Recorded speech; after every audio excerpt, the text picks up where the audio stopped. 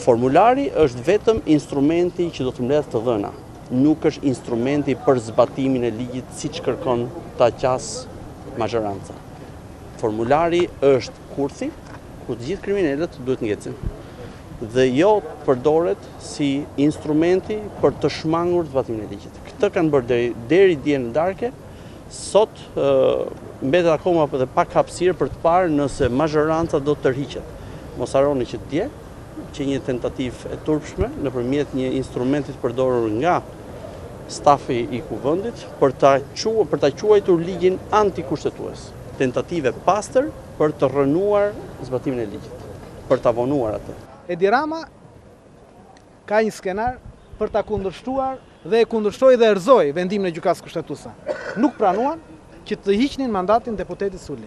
Dhe ky është një skenar për të krijuar një krizë politike. Një krizë politike e cila nuk vjen rastësisht. Vjen pikërisht tani kur ka ardhur Venecia 2. Venecia 2, e cila e ka thënë qartë se byroja kombëtare e timit nuk mund të jetë byroja e rilindjes. Ju e keni parë debatin që kemi bërë këtu. Byroja kombëtare e timit nuk mund të jetë byroja e rilindjes. Byroja në Sajmir Tahirin. Tani që Venecia foli qartë dhe thotë që byroja e timit nuk mund të jetë në Sajmir Tahirin, Rama kërkon të krijojë një krizë politike për të zhbërë konsensusin për reformën drejtësie. Për të ikur byroja e timit.